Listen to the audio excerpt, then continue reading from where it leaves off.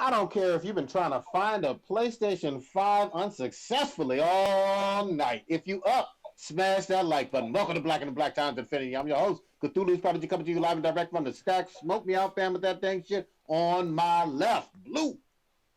I'll be back, guys. I'm going to go around the corner and find this corner that the president keeps somehow talking about.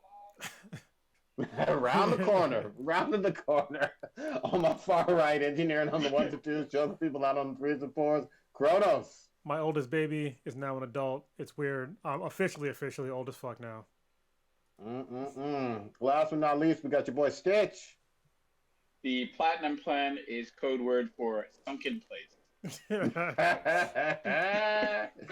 Here we are, special Thursday night cast. Kronos, you usually got some statistics and whatnot for us? That I do. Let's see here. Listener of the week would be user 693777475, also TSP Fortnite Boy 13. So that's a great bot. Yeah.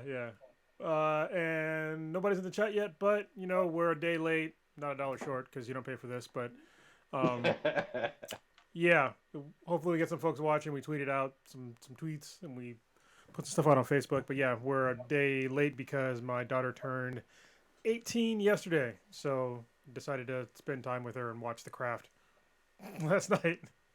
Oh, the 90s movie? The 90s one, yeah. Oh, wow. I know they made a remake of it or something, or maybe it's like a TV series or something now on Netflix? Well, they did a TV series, now they're making a new movie, too. They say it's only going to come out in theaters. I'm like, okay, well, it's only going to fail. Come on. Stop saying you're going to come out only in theaters in 2020. Get the fuck out of here. Might as well just push everything back to 2022 to be safe. Yep. Don't be like CD Projekt Red. What's up? What year did that movie come out? 96. The original. Okay, damn. Yeah. So there's like a scene in that movie that I remember where that's the one the girls are witches, right? Mm-hmm. Yep. So there's like a scene where the girl, she's like standing in front of a mirror and she like looks at her reflection, but like her reflection looks away. Yeah. I had that shit happen to me in a dream. Like I kept looking at my reflection, it kept looking away, and I was like, "What the fuck?" Oh shit! You incepted yourself. Yeah. I couldn't look at myself. Shout out to, I think her real name is Rachel True, black girl on The Craft. She still looks fucking good. Oh yeah. 25 years later. Holy shit. Well, you know what's funny? Like we were watching the movie, and the sort of semi-main character, the girl that moved to LA, like her hairline always looked weird. And we're like, is she wearing a wig? So I looked it up, and yeah, she was wearing a wig because she shaved her head for Empire Records. Wow. So the whole movie she's wearing a wig.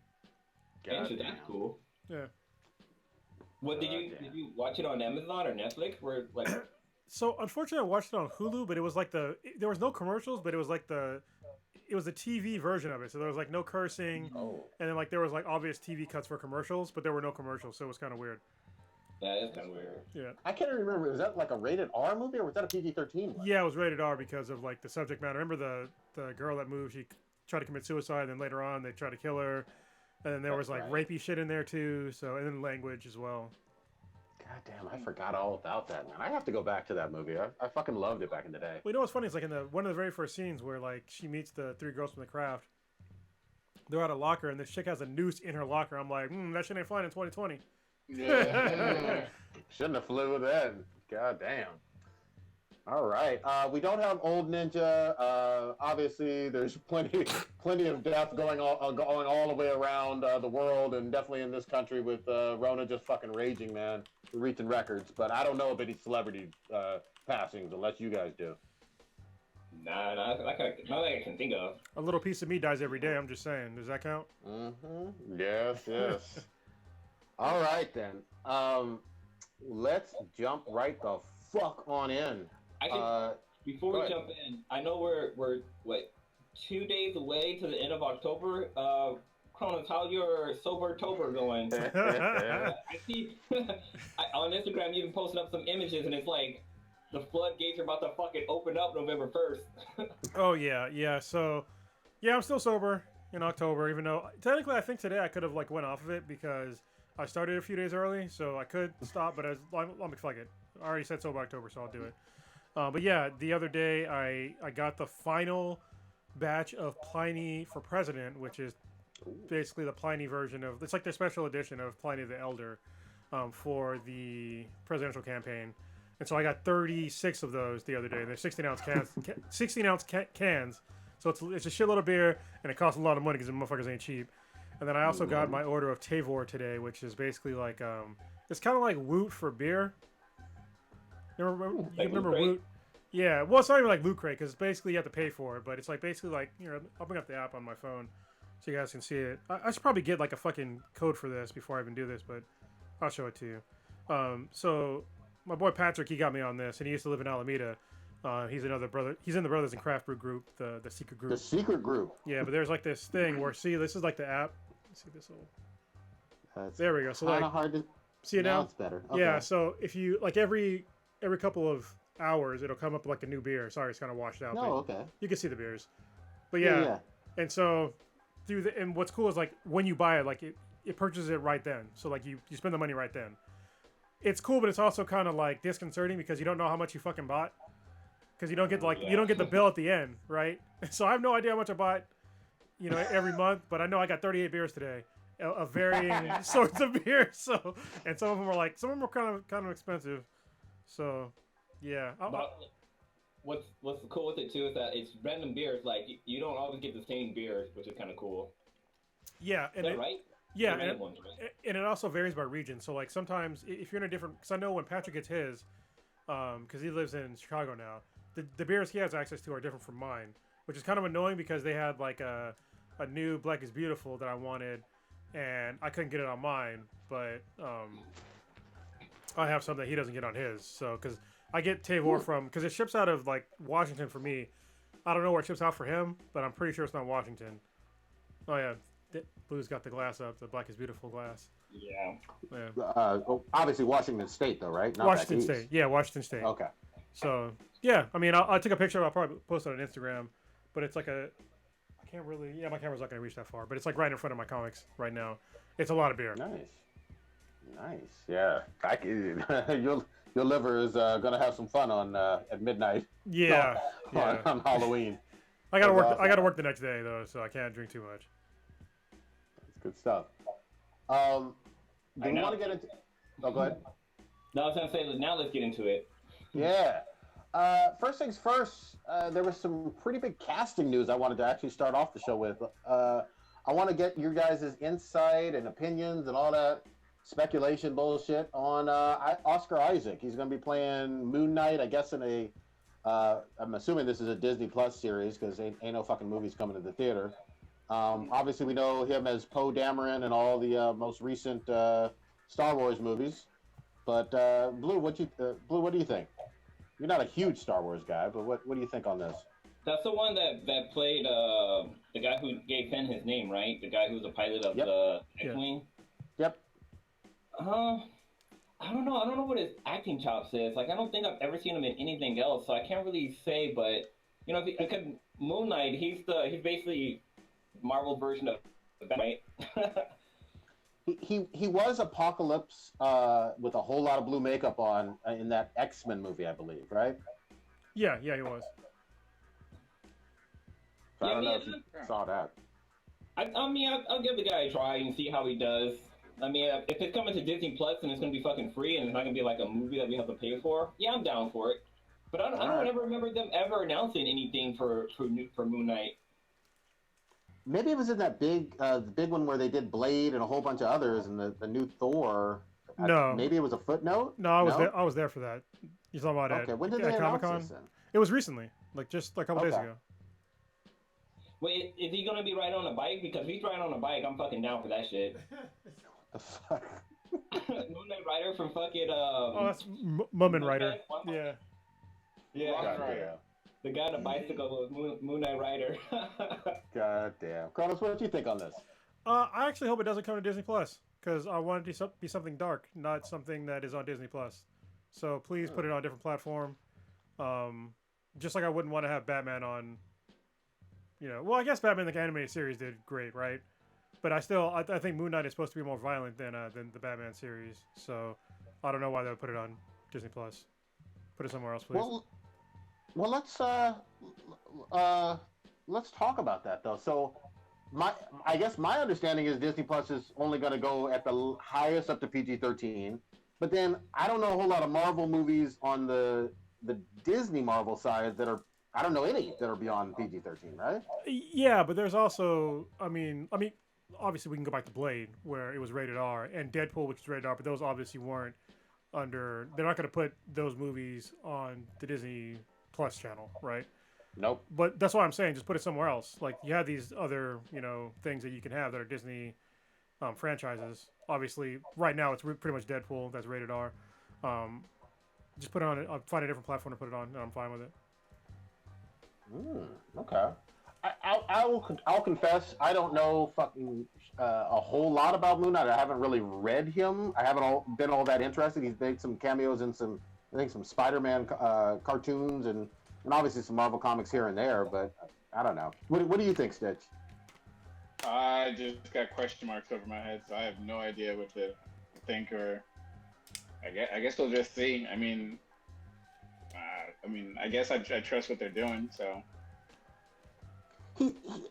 he's not someone that's going to get people crazy hyped up, but that also means it's kind of a blank slate for them to be creative, for them to be out of the box.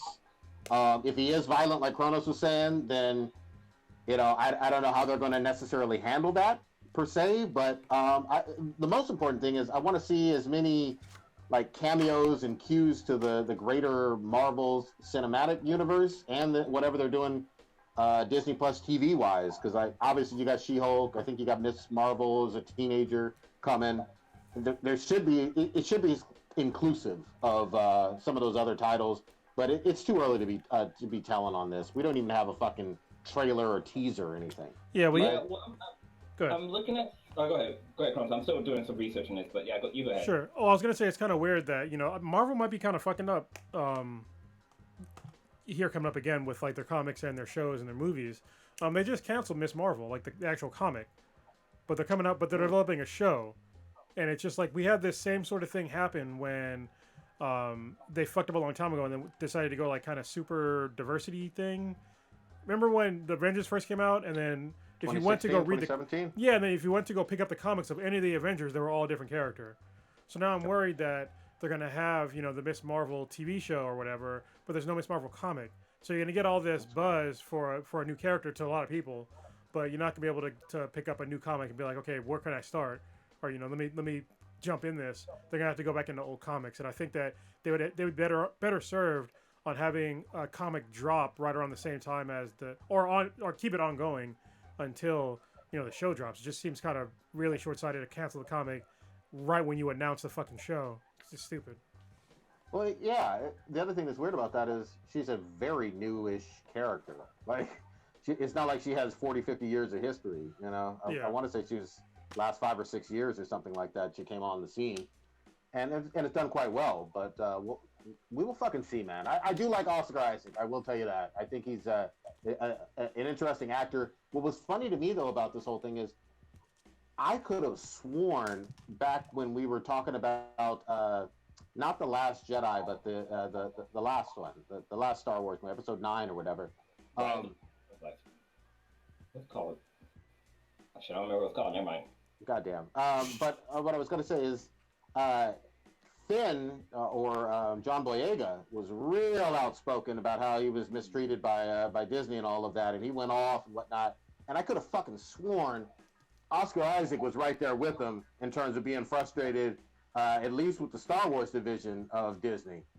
So I was a little surprised because that was earlier this year, right? Yeah. With all the John Boyega stuff. Yeah, so, I remember he was like protesting with the whole Black Lives Matters, and he had brought that up. So yeah, that was this year. Yeah. So money talks, bullshit walks. We will fucking see. But I could have sworn he was like, nah, I'm not doing this again. Or I'm not with at least the Star Wars division of Disney. I mean, going from 10,000 to 100,000 will change a person. Yeah, but we're not going to sit here and act like Star Wars Disney didn't make buku money and didn't pay him well. You know what I mean? I don't know. We'll fucking see. So I Um, was just doing go a ahead. quick Google search to see if Disney Plus will have adult R-rated content on there. I'm reading some articles saying that it looks like they are going to do it, but none of these are real reliable sources. Like they're like Movie Web, fucking Cinema Blend. Like none of these are like credible sources. I would say like okay, they know what the fuck they're talking about. So right now it doesn't. I don't have any confirmed source of Yeah, that happening because all this stuff is from August of yeah, this year. that wouldn't make any sense to anybody if Disney started putting adult content on Disney Plus. Seriously, I mean, everybody associates Disney with children's entertainment, and so nobody wants to have like a parental lock on Disney Plus. The whole point of Disney Plus is that everybody can watch it. So I don't know why they would change that like at all. Just make a new. I mean, they own all these other platforms. Just put it on something else. Yeah. I'm with you. I mean, I've gone on record with this as well. I still don't believe that Deadpool 3, whenever they fucking get around to it, is going to be a rated R MCU movie. I just don't. Like, it doesn't seem like it is consistent with the Disney MCU brand whatsoever to go anything beyond PG-13. They've never done it. They could have done it years ago. I don't see it happening. I just don't. It might still come out of like the Fox Theater, and they might just keep branding it as that. I mean, I guess that would be a way for it to be still R-rated. But I thought with their purchase, I mean, I thought everything on a go-forward basis is going to have to be under Disney. I'm pretty sure. The only reason why that New Mutant stuff, I think, still had that Fox label was because when that movie made like a year or two ago, and it was just an old fucking movie that kept getting delayed. Yeah. Did it ever come out? It did. It did. And everybody said it was fucking shit. It was terrible. Yeah, man. All right. Blue. Sorry, I'm bouncing around a little bit, but I'm gonna put you on the spot, Blue. What did you think of Black Batwoman? I can't remember her name. I'm not trying to disrespect her, Just but I call don't her know her name black. yet. Just call her Black Woman. Black Woman. Our Bat Black? No, that one. Oh, we're getting worse and worse. We saw some pictures. She's in costume. Yeah, so I'm digging it. Well, 'cause when they first released images of it, she was kind of wearing a wig, so she kind of had like the traditional Batwoman straight hair wig. But in the images that were dropped now, like her hair was like it looked like it was natural. She had like curly black girl's hair that was just happened to be red, and her costume was a little bit different than what Ruby Rose? Yeah, Ruby Rose was wearing. So I'm digging it. I'm excited for it because I really didn't like Ruby Rose in that role because she just seemed so flat and plain and just unskilled of an actress. I mean, I'm not saying that she was like totally terrible, but like, I mean, I liked her image. She had the cool image. She had the swag and all that stuff to be Batwoman, but just the acting just wasn't there for me. So I'm excited for this new person, and I definitely will watch. I will jump back onto the Batwoman bandwagon or wagon basically and watch the show again, just to see how it changes and to see how they go from one Batwoman to another. All right, Stitcher Kronos. The transition should be pretty interesting to see how they tie in the swap between the two. What are you talking about, man? That's the easiest part. What are you talking about? She got revitiligo. Yeah, That's very simple. Revitiligo. And the photo I saw was like the hair was hanging like out of the towel and everything, which I was like, okay. That's how it is, though. Like, Interesting. that's how Batwoman is. I get it, and I know we're talking about suspending disbelief for like comic movies and stuff like that, but it's like I would recognize that hair if I saw it on another person. Well, and be like, I've seen that somewhere before. Well, it's a comic movie. Actually, comic strip. I'm glad you brought that up. Hold on, because real quick, because there was a thing on Facebook where some black dude that had unfortunate facial hair was talking about how, oh, you got to fix her hair, and I was like, all right. So the nerd in me is like, all right, maybe he's talking about the fact you're supposed to have red hair because the Batwoman in the comics, she wears a wig, a red wig. And so that addresses Stitch's problem, but it's supposed to be a red wig. And I was like, maybe the guy's talking about she's supposed to have red hair, and that's what he's talking about. And I'm like, nah, looking at that dude, looks like he's kind of a piece of shit. He's probably talking about her curly hair. You know what I mean? So, yeah. Anyway, go ahead. No, I said that those are just my thoughts or whatever. I was just like, it's kind of funny, but like, yeah, the Red Wing thing would kind of make it a little bit like, more undercover. Yeah, that's the photo there. Yeah, he's Just got the like, picture. Yeah, this is the Batwoman costume that leaked recently. So this is like There's the some red in there. poster image, Yeah. which I think looks really cool. But yeah, like as Stitch is saying, like yeah, you probably can pick that hair out of a lineup. I mean, there's some red in there, but yeah, maybe normally she has cornrows or some shit. I don't know. Who knows? You know, it's funny, Stitch, that you said that now. It makes me think of so. Remember with in Arrow, how Mr. Terrific, how whenever he would be in costume, his hair always will be braided, and people were like, okay, how the fuck is that happening? Like, how are you all in the same costume and all of a sudden your hair is fucking braided? Like, is it Felicity doing your hair? You got like robots doing your hair? But like, if you're thinking of this, it's like, okay, she does wear a wig, like, she's got to sit there and try to like tuck her hair in and then put this fucking wig on and then put her fucking cowl on. Like, that would be kind of interesting to see how that works. I didn't watch any of season one. I don't know. It just didn't interest me at all.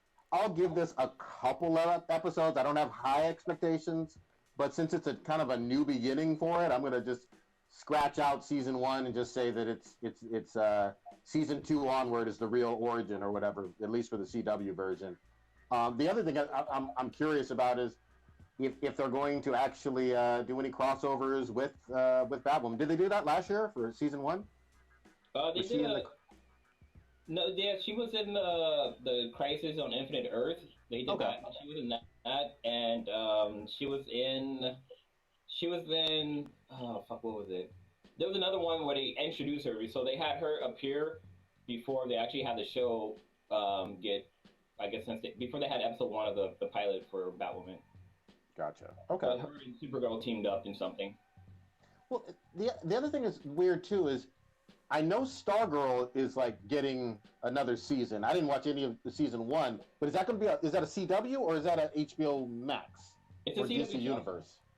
Yeah, the Stargirl's a CW show. It's actually pretty good. It's better. It's kind of better than Supergirl. Like Supergirl when it came out, I mean, it kind of was like, but Stargirl was kind of like, it was more entertaining. Like you had this teenage girl getting powers and all this secret mystery behind her, who her dad is and stuff like that. So it started off pretty interesting. I mean, I kind of stopped watching it after the whole pandemic thing, but it was still pretty good. All right, so it's interesting enough to stop watching after a few episodes. Well, the pandemic happened and all these other shows. You mean when you had plenty of time to watch it? You didn't watch it? I mean, what the fuck? When you're at home bored, you won't feel the need to watch it. All right. Right. All right, we'll fucking see. We'll fucking see. Where do we want to go? I'm sorry, I messed. Oh, did anybody watch this Blood of Zeus? I watched the first episode. Okay, I'm hearing nothing but excellent things, kind of like some good Castlevania-like buzz for it. What do you think? Yeah, I mean, so far Without spoiling. So far, it's pretty good. I mean, just the first episode, but I mean, the action scenes were good. It's the same animation style as Castlevania. From what I understand, it's the same studio, but it is not Sam Dietz directing. One thing that does stand out as kind of like my one negative so far is whoever's doing like the sound effects needs to like up their game, because there's times when like they're in fights and they're like doing punches and like other sounds. They just sound like really bad, really bad. So. Yeah, other than that, though, the voice acting is decent. You know, the animation is good. The actual action is good. And it's going across, like, this whole untold stories of Greek mythology. So, you know, so far, it's worth watching. So, you're saying in the pilot, Zeus has not started fucking every single moving vagina yet? Oh, well, you know, it starts with him, you know, with his, like, progeny or whatever. So, you know, the main character is, like, basically his son, so fuck boy Zeus. Yeah, you know, he's fucking. You know what's weird is like in Greek mythology, I think he what is he, a goose or something like that, and he fucks chicks. He turns into like some kind of, I think it's a goose or a duck or some shit like that, and he rapes people. Yeah, there's so much fucking. It's so weird. And Zeus's penis is like the storyline of fucking everything in Greek mythology. Yeah. I love it. Stitch, you haven't checked this one out, I'm assuming, as well. I think this is my first time hearing about it. It's on Netflix? Yeah. Okay. So I haven't seen it either. I'm curious about it. I plan on actually doing it over this weekend or maybe even late night tonight. I might watch a couple episodes. But good fucking buzz, and I'm all about those. So we'll see. Where did fucking Blue go? Just bounced off? He disapparated. All right, god damn. Teleported. All right.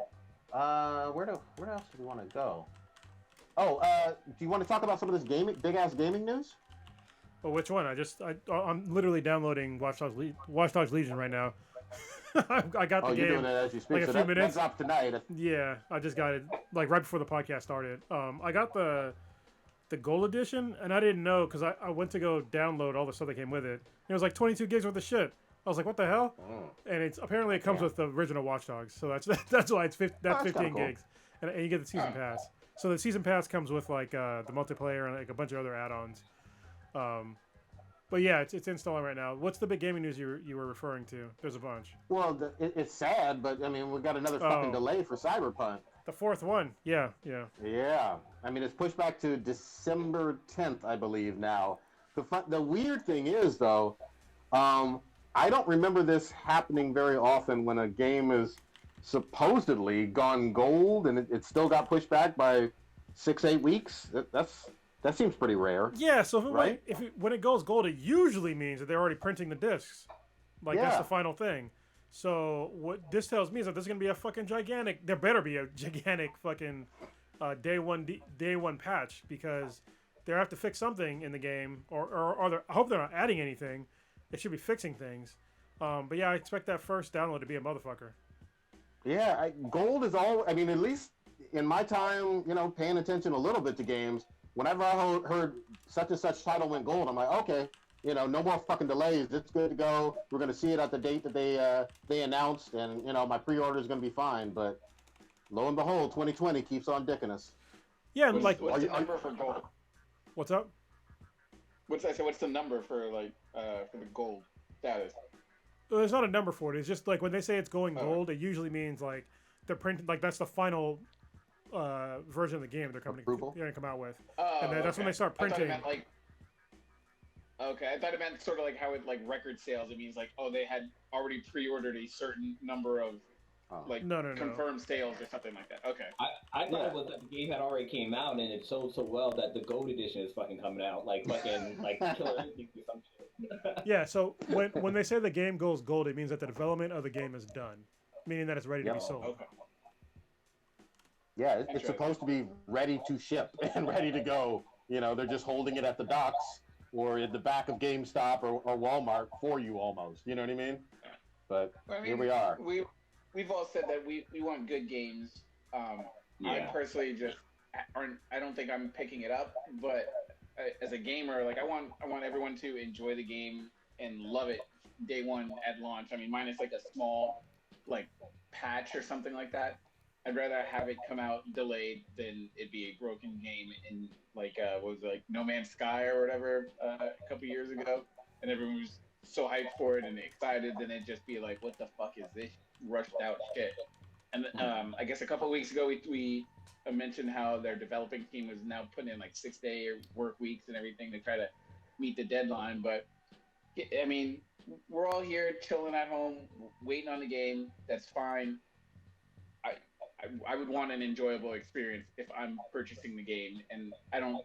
Yeah, it sucks that you got to wait a little bit longer, but it seems like that's kind of the norm, especially with like high quality games. It shows that they're trying to give the consuming audience the best product. So I'm fine with it, even though I'm not buying with it. I feel for people that are getting it, but I'd rather have that high quality game. We're talking about Cyberpunk, right? Yeah. Like I would be okay if they were like, we're gonna push this game back a little further because we're gonna release it on the PS5 instead of it being on PS4. Just because we got the PS5 coming out in fucking a month. Well, it's a free upgrade to the PS5. So if you have the PS4 version and you put it in your PS5, it upgrades automatically to the PS5 version.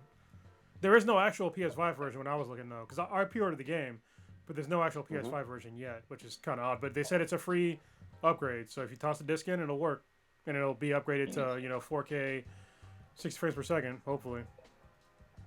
Yeah, I'm still excited. I still believe in CG Project Red. I still, they convinced me with Witcher 3, but I do want a good game. This can't be a fucking mess, man. I mean, their whole fucking reputation is on the line because other than The Witcher, they don't have a whole lot of fucking, Yeah. marquee franchises yet. And Yeah. this is a new IP. You need to hit the ground fucking running. You already got people excited. It Yeah, I mean, needs to knock it out of the fucking park. they got Keanu Reeves in it, and I'm already excited about that. So if they ever made a movie, I mean, they already have their fucking actor. But I want to know what his role is in the game. Is he just a like a like a side mission you have to do or some shit like that, or is he like a playable character? No, he's supposed to be part of like the story. So I think Yeah. he's kind of like a ghost in the machine or something like that, from what I understand. But there's Yeah. also like Alana Pierce is in it. She has an actual mission. Mm-hmm. Stormzy, who's like a rapper, I think he's in it. There's a few other like famous people in there as well. Yeah, we'll fucking see. I'm gonna probably pre-order a little bit closer to December, like early December, late November. And I think you already pre-ordered it, right, Kronos? Yeah, I already pre-ordered it. I'm not gonna cancel it, but it's just like this is literally the fourth time they pushed it back, and like everybody's already said, it's like yeah, we all want a good game, but it's just like you don't need to rush. Like we have plenty of games to play at this point in time. Just push it back. Exactly. Like I hate it when, especially after we knew they did crunch time for like 21 days of people busting their ass to get this game out, and they push it back again. It's like I just feel bad for all those people that are working on the game. It's like why didn't you just push it back into push it back to fucking February? I don't give a fuck. And then or March. I don't. As long as it comes out when it's done, and like don't put people under these artificially condensed time frames when it could possibly not be done. It's like it seems very irresponsible to me to do that to your entire team and employees. Like I wouldn't want to work there for some shit like that. Yeah, I hope that they'll be getting some pretty good bonuses depending on the success of the game. I thought I read something about them getting some nice bonuses for Witcher 3 or whatever. They're obviously going to be paid whatever Polish overtime means for them, but yeah, you don't want to overwork people. I get that too. There is fucking such shit as burnout. We'll fucking see, man. I'm still hyped for it, but at the same time, I mean, not to harp on this as an older issue, but look, Avengers got pushed back a whole fucking lot.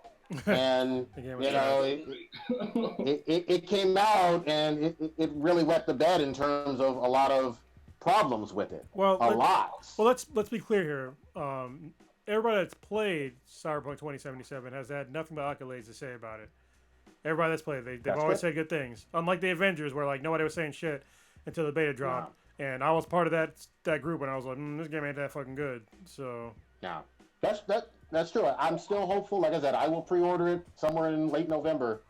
We'll fucking see. And then there was a couple other ones that got delayed. This is no big deal, but oh yeah, Far Cry. Far Cry 6, and then the Rainbow Six. What is it called? Quarantine, I guess. I want to say Rainbow Six Siege every time I say Rainbow Six, but the Quarantine one pushed back to sometime before the middle of 2021. Which I think is totally fine. I haven't even seen a whole lot. I saw a trailer for Far Cry 6. I haven't seen a whole, like, flashy, long trailer for the Rainbow Six one. But what do you think? Like, I kind of wonder, because right now we're in a pandemic and, a lot of people work from home. And I wonder if, like, people working from home is causing these delays, or is it just, developer issues or whatever? It's got to be different. I mean, I'm just speculating. I'm not a fucking developer, obviously, but it's got to be a different work environment if you were used to coming in with your colleagues and working on shit in person, and pretty much all year you've been remote, and you're depending on that communication back and forth to fix things, to test things. How does this look? Let me code this. It's a different work. It has to be a different reality now with COVID for the game development. I'm sure there's challenges that, I mean, if you're in an office or a setting like that, and you just need to talk to your coworker and about something, you can just walk over to their fucking office or cubicle down the fucking room, where it's like when everyone's working at home, okay, I got to type it up or send an email. I got to wait for them to respond back. So there's, I guess, those little delays with just the common workplace environment, I guess, add up. And I mean, to me at least, it's understandable that stuff would be delayed or there would be small little hiccups or problems in terms of the actual productivity of meeting deadlines in 2020. So I mean, I'm not mad about it. Like I said, I want a good game, and it's sort of expected, and I'm fine with it. There we go. Actually, there's one more thing. Sorry. Oh yeah, go ahead. There's another thing that's not on the list, but I think it's because we're talking about gaming and next gen shit.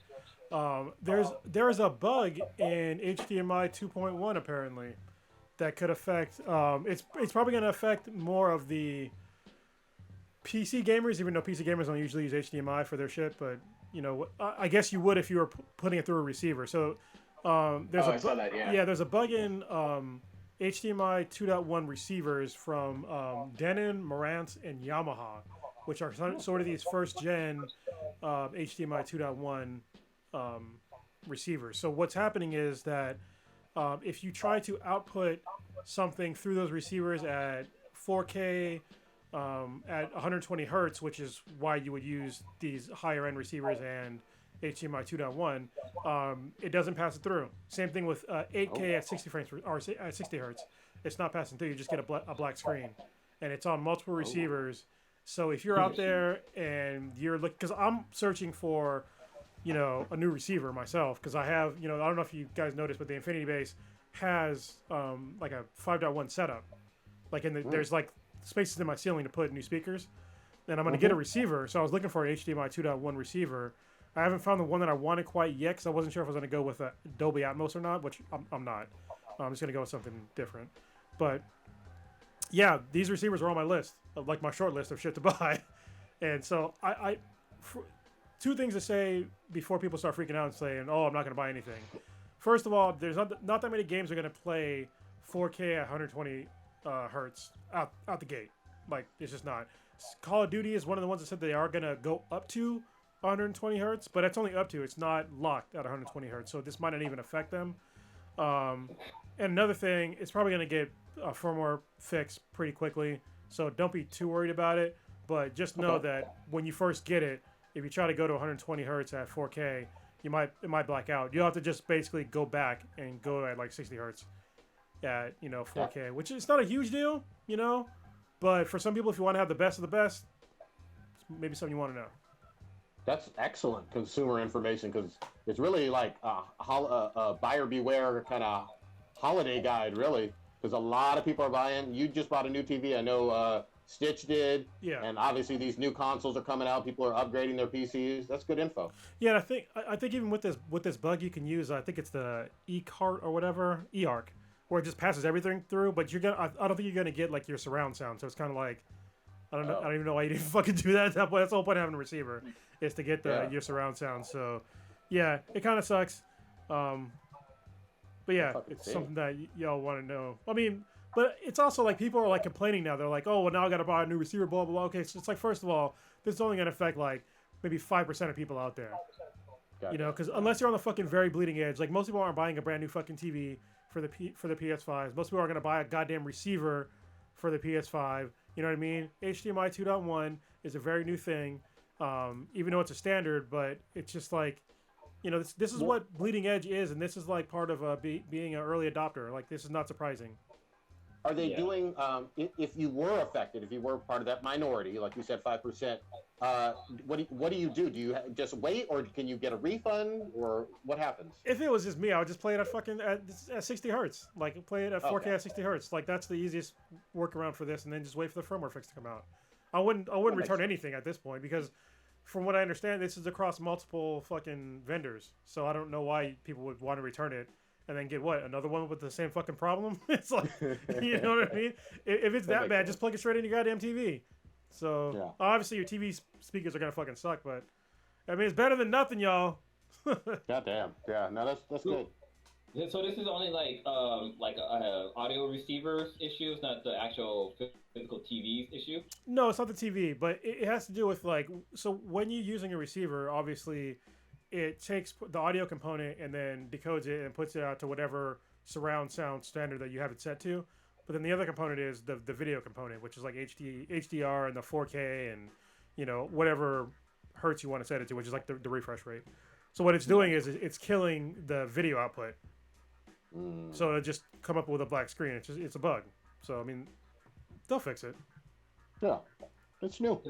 I had a 3D TV that whenever you watch a movie in 3D, yes, it'll be in 3D, but the audio was fucked up for some reason.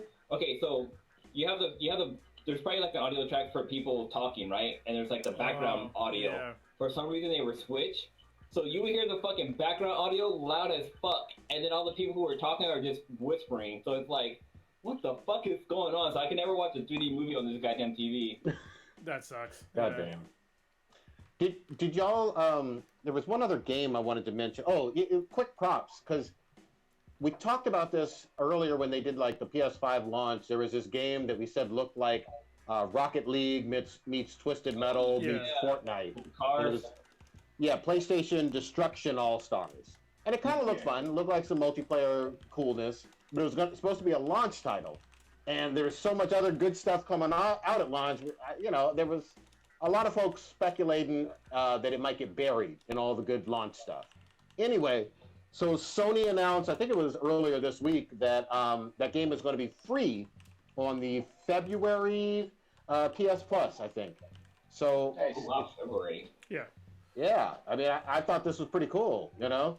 A free game that seems like it's AAA and made for the PS5, multiplayer, and it should give the game some legs for, you know, just a bigger player base, because everybody's going to download it with it being free. What do y'all think? What's that? What's the game called again? It's PlayStation Destruction All Stars, I believe. Thank you. Right? Do I have that right?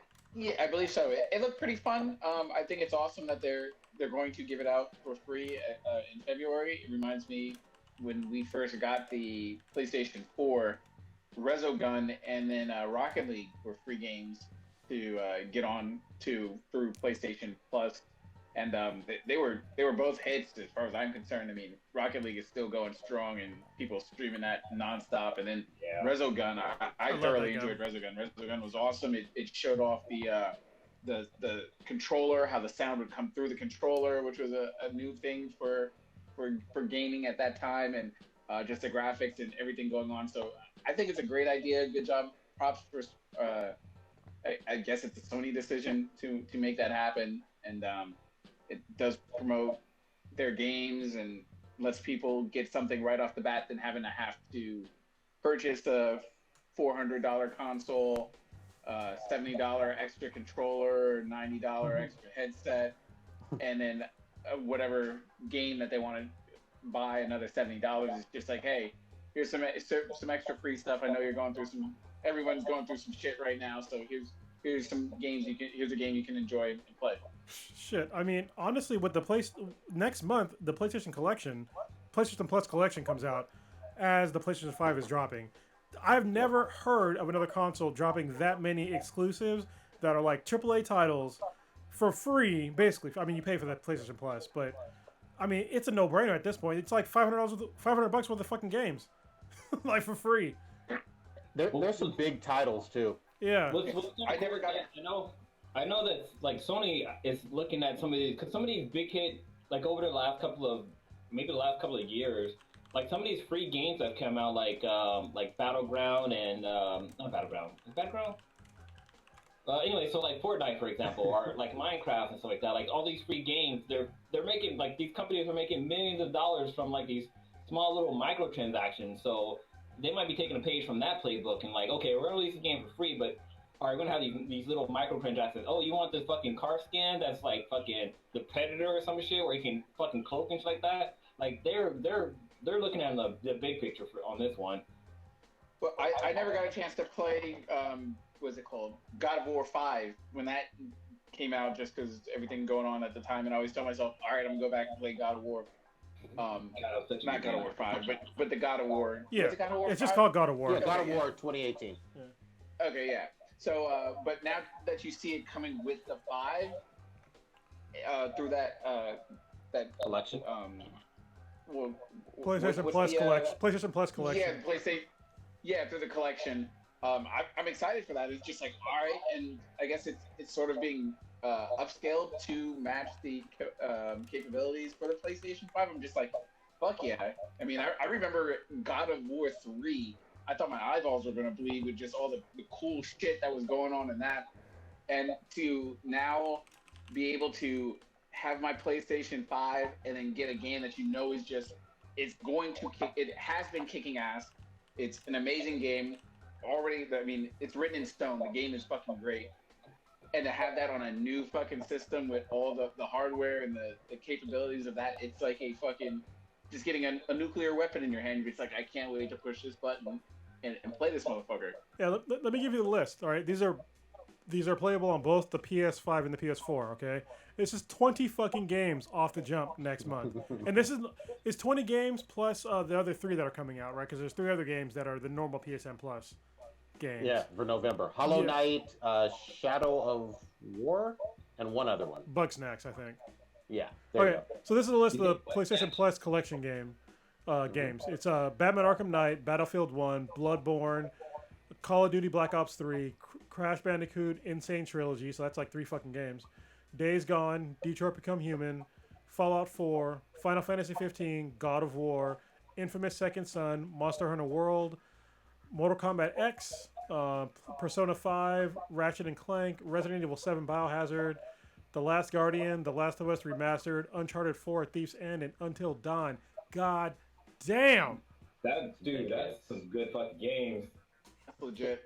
That'll keep you busy, like just completing those games. If you haven't played, let's say half of those, 10 of them. Yeah. That'll keep you busy for all of 2021 almost. Yeah. Yeah. And then did you see? It was so funny because I was seeing that people, like certain reviewers, were getting their actual PlayStations in hand, but they've been having these. What's that? Yeah, is it PlayStation 5 or? The PlayStation 5, yeah. But there's been these embargo rules on what they can and can't do. Like you can show the box. They could show that they could get the box, and then I guess on last Tuesday they were allowed to show people opening the box. Yeah. It's just hilarious watching all this stuff, and I think I don't know if it's factual or not because I only saw like one post on it. But the DualSense controller, it's like the texture on it, like I guess the dimples or whatever. Yeah. It's like got the little X square, circle, triangle kind of things that's like little dimples. I was like, oh my god, I can't wait to feel that. Yeah, the PlayStation console, the actual unit itself, actually has the little letterings and stuff in it as well. Okay, nice. The thing I saw, I think it was on Twitter, someone was showing the new. They don't call it a DualShock. It's DualSense. Is that it? Yeah, DualSense. Okay, so the thing that was cool was the trigger was fucking fluttering and giving all this crazy resistance, and I was like, holy fuck! When I'm Aloy on my bow, I am going to have a blast of a fucking time. Or even just the difference between shooting certain types of guns in like Call of Duty or Battlefield or whatever. That trigger looked better than anything I've ever fucking seen in a console controller. I can see Pornhub using that. Well, I have to, hold on. Webcam chicks. I have to be fair though, because honestly, the Xbox controller was pretty good. It had a similar like haptic feedback feel on their controllers. Just you haven't used it. Their triggers are better than the PlayStation's, to be honest. But now I will give props so far to date, even though I haven't used it because I don't have an Xbox. But just feeling the what was it? They have one that's like $170. Yeah, the Elite on an Xbox. Yeah. Like the Pro one. That's the best one I've felt in my life to date. Yeah. But we'll see. I will know for sure when I hold the DualSense and use the DualSense whether it beats that. But holy shit, I was impressed. And hopefully we'll know on. Do the rest of you guys? The rest of you guys getting the PS5? I'm trying to get it, man. Whenever I got all the alerts on, but I have not been able to pre-order. I'm late. Okay. I'm late to the party. Me and Chrono's gonna be on Elysium, sipping on our pina coladas and shit. I hope. I hope.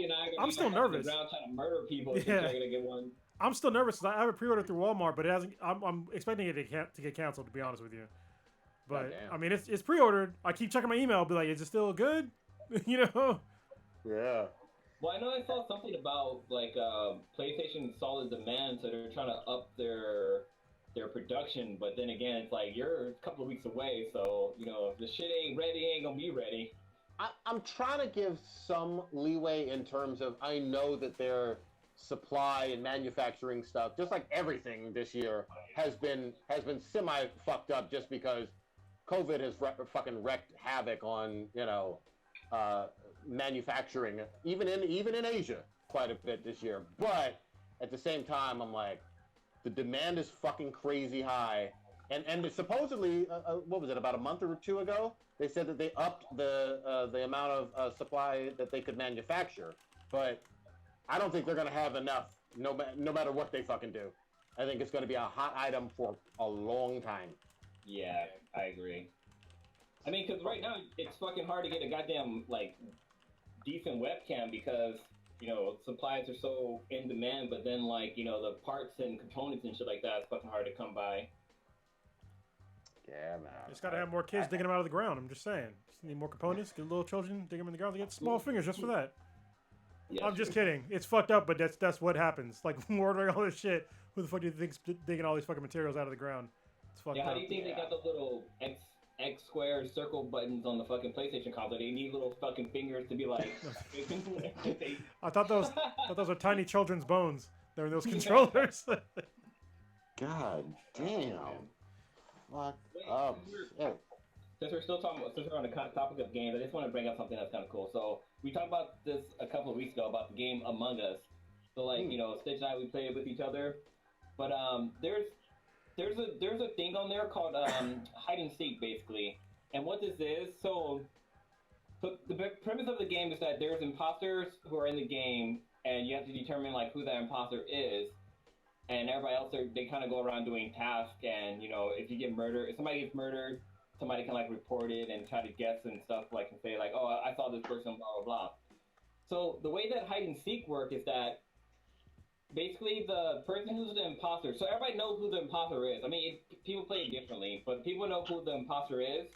And basically, the imposter, they have only a limited field of vision, so they only can see like maybe I don't know, like an inch or three in front of them, so enough to get them to navigate around like the work area or the space station. But everybody else, they have full vision, so they can see everything. And the main goal of the game is to try to do your task as fast as you can. But the person who's an imposter, they can fucking kill you and just keep going around and killing multiple people. So basically, it's like hide and seek. So the person's trying to go around trying to find them. When they kill you, you're dead and blah blah. But I don't know, just playing it this way is so much more fun than actually trying to find out who actually is the killer is, because apparently like people get into arguments and people lie and stuff like that. So it takes away that I guess that bumping of heads from the game and kind of saves a lot of the friendships that go around. But I don't know. You trying to save marriages? You trying to save marriages, Blue? Yeah, trying to save marriages. Yeah, but it's a lot of fun. It's funny because like there'll be people who will join the group and they don't know like the rules of the game, so like they just think it's a normal gameplay. So like they'll find a body and report it. But it sucks because you'll be in the middle of a task and you're like almost done, all of a sudden you get pulled away, and that task is basically ends, and you have to go back and restart it. But I don't know. I think it's a lot of fun playing it that way. I mean, Blue's mad because he got tossed into space when me and him played together. Yeah, when he tried to get everyone. every time I played, just because I can't type fast enough on my fucking phone, I get tossed into goddamn space. Like, I gotta play this title. Like, I'm sitting there trying to type like, oh hey, I was in the reactor trying to fucking connect the wires, and somebody's like, I didn't see Blue anywhere ever on this goddamn screen. It's him. I'm like, wait, I stopped. I don't know how Stitch finds the time to master Among Us and then buy every single perk imaginable on Call of Duty Modern Warfare. Oh, why you gotta put me on blast like that? I'm just saying that. Blue, this guy has a fucking hyena with all the fucking artillery and fucking skins and spots and fucking flak jackets and shit. Yeah. Like, well, Stitch is all about having like canine stuff, because even in Metal Gear Solid, like he had the fucking dog, and he had that fucking dog like leveled up to where it fucking will stab people with a goddamn knife. Yep. Oh yeah, I'm a sucker for some. You give me a canine, I'll play it. It can be fucking Miss Pac-Man with a fucking canine. I'll play that shit till my thumbs fall off. But Among Us is so fun. The memes on it are so good. I joined like a meme group for Among Us, and it's fucking priceless. Some of the shit that they're doing. I'm seeing like people decorating their pumpkins as like Among Us characters and everything. It's so fucking good. Prodigy, you have to get on it. Like I'm doing it. you'll fucking love this shit. Especially because it's free to play on the fucking phone. It's like, Yeah. I mean, I downloaded it. I mean, I haven't rode BART in a while, but if I was on like BART train, I'd be fucking playing nonstop on BART and just doing whatever it is that just if I was in like a doctor's office just chilling, it just fire up a quick game and just start playing that shit. Call of Duty to transition to that. I think I know Old Ninja's not here, but me and Prodigy jumped on that whole zombie mode, the ghost of, or not the ghost of, but the haunting of Veronic or whatever the fuck the city is called. Yeah. I mean, you jump in. Tell me what your thoughts were on it. So here's the thing: the greatest mode ever. This is one of my all-time favorite now. Even more than Black Ops 4, the Nines with the whole Roman Coliseum on their zombie mode. Even more than that, I love this fucking onslaught mode. And I know we briefly mentioned it before. It's literally capture the fucking flag with a goddamn juggernaut, and you get the juggernaut, and you feel like you're Marshawn Lynch, the football player, and you're trying to make it to the end zone with a whole bunch of people on you, and you can fucking like bathe in a bucket of Skittles afterwards. It feels fucking dope. It's addictive. It's awesome. The only one map I don't like is the one where it's nothing but the crates and it's too fucking close quarters or whatever. But all the other maps are just it's brilliant. Yeah, it's addictive and super duper fun to just be like, we're gonna go for this objective, and if I get that goddamn fucking tank of a juggernaut suit on me, watch out, I'm making it to the goal line. Yeah, and see, that's always was my thing with the Call of Duty games is people are it's just quick, just twitch muscle reflex gaming, and I like my shooters to have a little bit more strategy than just like, all right, I respawn, I'm just sprinting towards the middle, and I'm shooting the first thing on sight. So with the onslaught mode, it's sort of toned down in a way where you aren't just running towards the middle. There's an actual legit objective that you're not going to get sidetracked on and just worry about your kill death ratio, which I really thoroughly enjoy with this onslaught mode. I hate that damn map that I'm gonna put Old Ninja on blast because he ain't here to defend himself. I hate that damn shipment map when you're doing it. You can't do anything during shipment because you're so tightly compact, so it's like you can't even stand on the juggernaut suit to get into it. But it was crazy fun. I mean, we squatted up, and especially with the whole haunting of whatever fucking city it is, I love the night mode on it. It just changes the entire optics and the strategy of everything. If you can find a nice spot which you're back against a wall, you can kind of watch your entry exit points on whatever it is that the person is doing. Especially with onslaught, is like, all right, Prodigy's like, yeah, I'm in the suit, I'm getting it, cover me, and you actually, all right, I'm watching this corner, I got this way covered. All right, you got that entryway. That's the gaming that I love. That's why my favorite game almost of all time is like SOCOM 2 online. It's just like you need to communicate with people. You don't just have to have your Spotify blasting in your earphone and just not talking with anybody. I love working with people and communicating to get to a goal in these shooter games that are online, and that's why I'm loving these modes so far with Call of Duty. Yep. Kronos, I know you playing some online Ghost co-op still. I still need to get on there with you. Yeah, I've been playing Ghost of Tsushima Legends, and I'm having a lot of fun. I'll have to put it down for a little bit as I play Watch Dogs Legion, but playing with people, it's fucking way easier. So I soloed like all the campaign, or the main story modes. I think it's like 8 different stories, but they're all pretty good, and they're fun in different ways. But the last couple of them, man, they're hard as fuck when you're soloing, because they have these things called Onis, which are basically like mini bosses, and they throw a shitload of them at you, and I'm just like, bruh, how the fuck am I gonna take down 5 of these motherfuckers like at once? So you have to get like real creative on the ways you have to take these guys down. But I did it, and then I played survival. I tried to solo that, but it's damn near impossible to solo because there's like 3 different capture points you have to capture, and you can't really do it with one person. So I played it with 4 people, and we got through all 15 waves with like minimal casualties. I think somebody died like once, maybe they didn't get revived.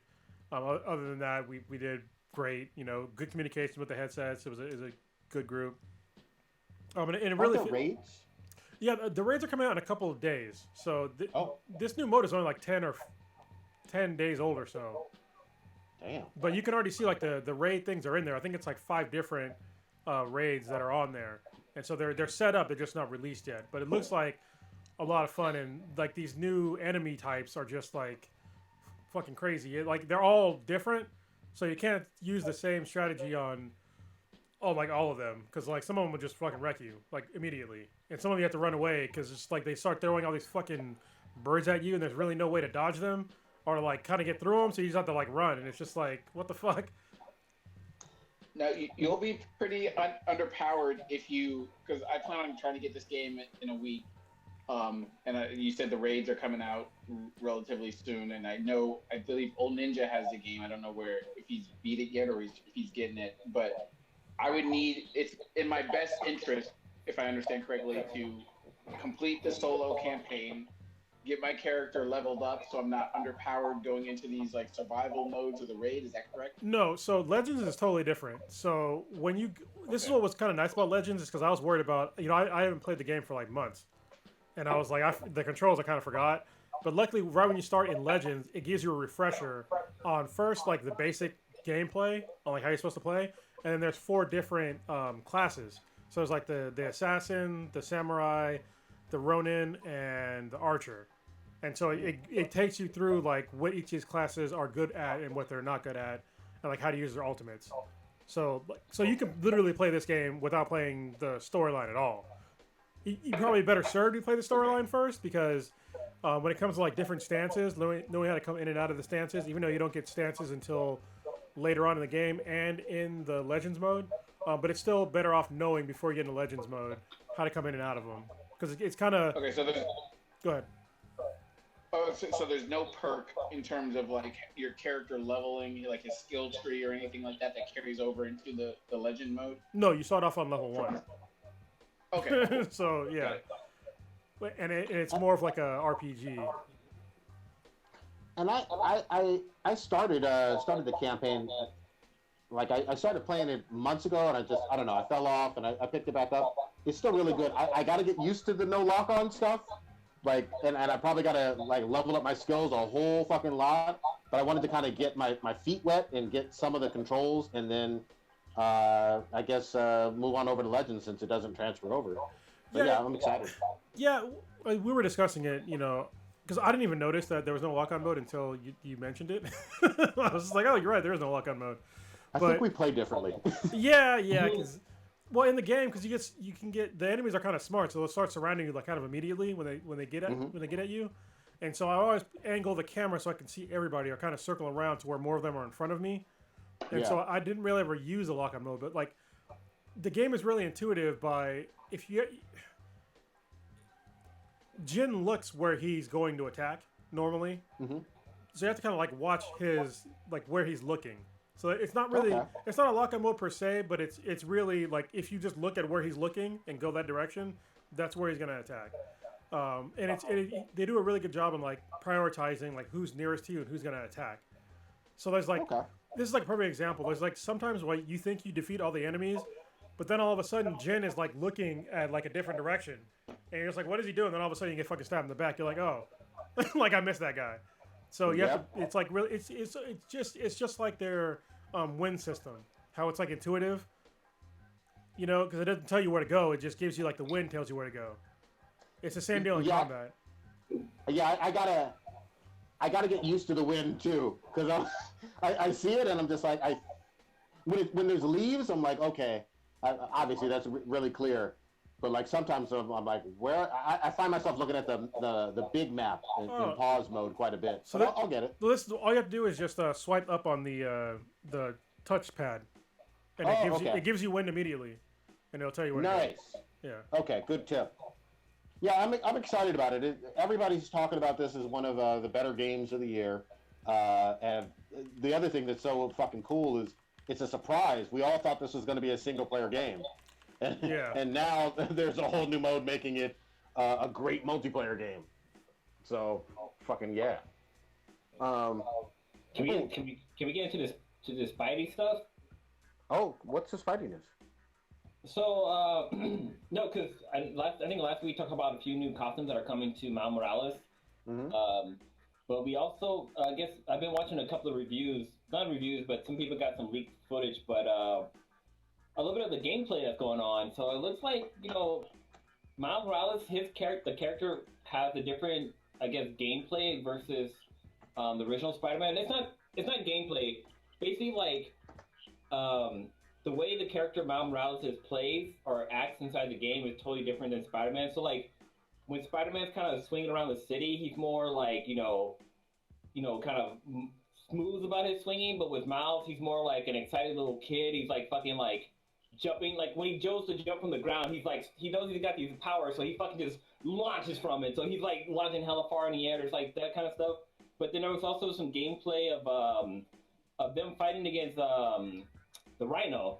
Yeah. So they have gameplay of the Rhino, and you get to see like Spider-Man gets fucking destroyed by the Rhino, but Miles, he kind of steps in and uses his powers. But like, there's like a scene where Miles is kind of swinging through the city, chasing after the Rhino, and like his mom calls him. So it's basically like his mom hits him up on his cell phone, and he starts speaking Spanish and stuff to his mom, which I think is kind of cool. Oh, that's dope. Fucking character.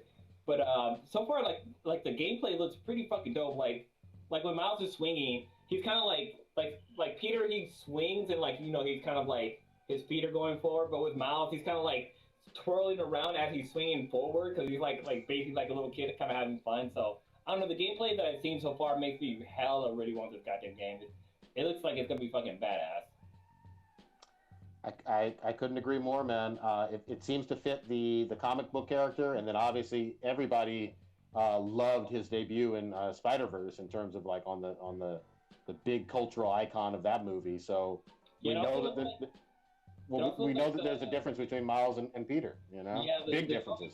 Too. So far they have like the type of trophies that you can earn while playing the game. So like there's some like using Spider Sting in the air, completing all the missions. Like there's the typical platinum and stuff like that. But like there's some of the trophies that's called like this is my hood or something like that. So basically, if you complete all of the little mini missions inside every little district, you basically receive this trophy. But some of the other costumes that got dropped too, because I think there was a couple of new ones that dropped, looked fucking badass. Like there's some pretty sick fucking costumes for this character. I'm super excited about this game. I've been replaying the Spider-Man game now just so I can make sure that I'm ready to go when the new one drops. Because it's a lot of rhythm combat that you have to do. It's not like sort of parrying as like you do with like Assassin's Creed or I've seen with like Ghost of Tsushima, but it's more like you have to acknowledge your Spidey sense, dodge, and then combat. Which I was just like, all right, yeah, I got to remember how to do all that. So I've been playing the whole like game plus and then in ultimate mode, which makes you a lot weaker, makes the characters a lot stronger, and it's so much fun. Like the game is amazing. It's beautiful. Just going through New York and just swinging and just seeing everything. Like the details in the game are just out of this world. And then especially now that when you play it in plus mode, you get all the suits that you've unlocked just from day one. Mm-hmm. So I keep changing suits all the fucking time. Like there's like a Secret Wars suit that kind of looks like the Miles Morales Spider-Man suit that I was just like, oh, it's nighttime. Let me switch up to a stealth suit and everything, and I've just been like thoroughly enjoying it. So I can't wait for this new one to come out. I saw people posting videos of the gameplay, but I was just like, I don't want to see it. I want to experience it with my own eyes as soon as I play the game. But people have been going nuts about it, and I do want to, before we transition off the gaming stuff, I want to get your guys' thoughts on what you thought of the user interface stuff that the PlayStation 5 dropped. I saw that they were showing how I guess the menus are gonna work, and with I guess they're called cards now in terms of what you're doing with stuff. What would your guys' thoughts on that? Go ahead, Cronus. I mean, well, first of all, I literally just pre-ordered. Hold on, I'm getting an echo from one of you guys. Test. There we go. It was blue. Okay. Sorry, man. I just pre-ordered Spider-Man Miles Morales because I forgot because it was either that or Cyberpunk. I'm like, but now Cyberpunk's getting pushed back. I'll keep the pre-order for Cyberpunk, but now I'll have time to play it. You know what I mean? Because they dropped pretty much on the same day. Anyway, yeah, it looked really impressive. There was also other things, like little things that were on there, like how you could join with other people and how they have basically like little mini tutorials on how to get, trophies. Like videos on how to get the trophies, and like when you're near a trophy, it'll tell you, and it'll tell you like the percentage of the trophy, like how much of it you've completed. You know what I mean? So just like little things like that are really amazing, and it seemed like really way easier to jump in and out of somebody else's game in this one, and joining different chats, stuff like that. Like it just seemed way more streamlined. And some of that stuff is from the Xbox, like the whole progression thing to a trophy. Yeah. That's from the Xbox. So I mean, good on you. Take the feature, but yeah, I mean, I've been thoroughly impressed with what I've seen so far with the user experience. I'm excited. I'm fucking. I got a big ass hard on for it. It looks like you can also do the video in video, and the ability to capture a screenshot much easier. It all looked fucking sexy. It all fucking looked cutting edge. But really quickly back to the Miles Morales for me. I mean, my kid is 10, and the biggest thing about Miles, and really Spider-Man in general, both Peter and Miles, those fucking suits, man. All those fucking suits are like the coolest things in the world. So the more suits you put in there, I know it's a weird collectible to us adults, but for kids, man, they're just like, holy shit, I get a backpack cat. I get a fucking iron suit. Like, my 10-year-old is going fucking nuts about the fucking Spidey suit. So yeah, dude, I can't wait for cons to come back, because the Spider-Man fucking cosplay is gonna be on a whole new fucking level. Because for the people who I have worked with for doing cosplay photos, like they're diehard fucking, like their main cosplay is fucking Spider-Man, and just to see them in all these different fucking costumes is dope as fuck. It's legit. Like, and I really hope that we see more Miles Morales cosplays out there, because I don't have any photos of a Miles Morales Spider-Man, but I think next year it's gonna be completely different, especially with this game coming out. And don't forget, it's also really. Oh, I'm sorry. I was just going to quickly say, don't forget too. At some point, obviously, we know the situation with theaters, but at some point, Sony is going to give us sequels to the Spider-Verse movie.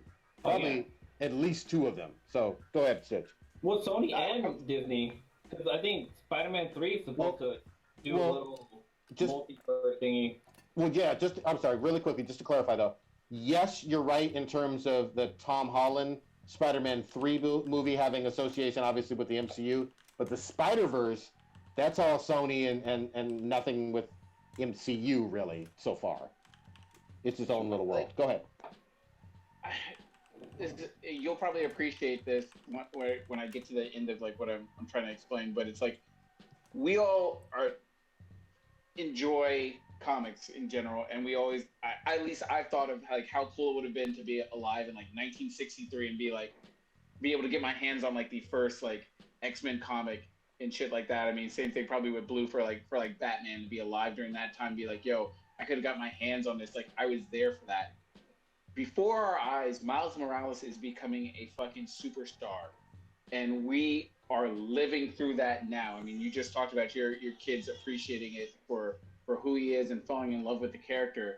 It's just like, shouldn't even be saying this out loud. I need to get my hands on as many like first appearance fucking Miles Moraleses as I fucking can, like hard copies, and put them in a fucking locked vault, because it's sort of like, this is the LeBron James of comic books, and I hate LeBron personally, but to understand like the greatness of where this comic, this character that was created during our fucking lifespan, it's like 20 years from now, we're gonna be telling our kids, like, yeah, I remember before Miles. I mean, yeah, I was alive before Miles Morales was fucking even was around and shit like that. And they'd be like, yeah, oh, granddad, shut the fuck up. Like, oh man, just go sit on your Arnold Palmer in your lawn chair and shit like that. And it's just like really cool to like just take like a step back from like a 30,000-foot view and just be like, yo, this is actually like an amazing point in like comic character history that we are witnessing. That this character, I mean, we were doing casts before this character was even created, and now all of a sudden he's got his own fucking PS5 launch day fucking game that's going to do crazy fucking numbers. Oh, that wasn't accurate. Wait, I thought, yeah, I was gonna say. I think he dropped in 2010, right? If I'm not mistaken. Yeah, Miles Morales came out before the podcast started. I thought we were talking about. God damn, I've been drinking too much. That's all right. See, this is sober. This is sober Cronus right now. Haha. same decade though. I mean, you got the right stuff. I mean, and the other thing I would say too is, don't forget the creator Brian Michael Bendis still alive, still making comics. So there's a very good chance once Rona is gone and cons start again, you might be able to get his signature on the first edition. Yeah, I need to start sniffing these bitches up. What did Into the Spider-Verse, did that come out to the theaters, or was that like a direct-to-TV thing? It was in theaters. Yeah, I watched it in theaters. Okay. Yeah. Dude, this whole Corona thing got me all fucked up. I can't remember what was released and what wasn't. Yeah, so Miles Morales' first appearance was in Ultimate Fallout in 2011. I noticed now it's in a pocket thing. Yeah. There you go. Good shit, man. But I agree with your sentiment, man. He's a fucking superstar. We're gonna see what where this goes. But yeah, I think PlayStation is going to, if this is a big hit, they're gonna have to give Miles his own sequels separate from fucking Peter. You know? Yeah, It's a Spider World. Anyway. And keeping on comics for a little bit. I don't know if y'all saw, but what is it? Spawn number 311 dropped, and it was Chadwick Boseman as Spawn on the cover with the Wakanda thing. I was just shit. Of course, I got it. It's an amazing cover. Obviously, he didn't play Spawn, but this is Image throwing their love behind Chadwick Boseman. I thought that was fucking amazing. Because Spawn is a black character. It's just great that they're throwing that much love out there. And then also, The Last Ronin dropped today. Oh, sorry, yesterday. The Ninja Turtle one? Yeah, dropped yesterday. I got that as well. I didn't get a chance to read it. I'll probably read it tomorrow or on Sunday. But it was one of those comics to where I think me and Old Ninja talked about it, where it's supposed to drop earlier this year, but it didn't. It dropped this week, but apparently they got shorted by a bunch. And I even talked to my comic guys. They're like, yeah, like they didn't put out a whole bunch of these. And I got one, but they're already going for like $50. And it's holy shit. So, yeah. Might even be more than that now. I gotta look it up. Yeah, man. Hold on to that shit. We're going to see. I'm really, I'll say this again. I'm really hopeful. This is a big hope. I don't know if it's going to happen, but I'm hoping if this Green Lantern show hits, folks start showing some more and more love for Jessica Cruz, because I fucking love her. But and I love her fucking, especially in Justice League Odyssey. But I'm just, it's a really good time for comics this year. It really is, man. The Hulk has been doing extremely well. I love everything going on with fucking X-Men. Fantastic Four is back. It just feels like a fucking resurgence. And even, of course, on the DC side with Batman just fucking killing it with the Joker and his return and all the stuff with Harley, man. It's been awesome. So you're going to see some really strong recommendations for the comic of the year. I'll just say that. Yeah, I got to pick up the Batman versus Batman Beyond, because I think that comes out either soon or it came out already. Let me see. Because basically, Booster Gold somehow takes Batman to the future, and there's some shit that happens between Batman and fucking Batman Beyond. There's like a crazy ass fight scene that happens. I'm super hard on for that shit. Yeah, I got that one yesterday as well. I just haven't read it yet. Oh, it dropped already? Okay, I got it dropped yesterday, and then there's it's Ghost something is in the new Batman comics. So the new Batman comics, there's like so much insanity that happened last year. I finally caught up on all the Batmans, and after the Joker War, there was like another one called like, it was like it's kind of like a one shot of like what happened after the Joker War, and they're setting up so much shit in 2021 for Batman. It's gonna be amazing.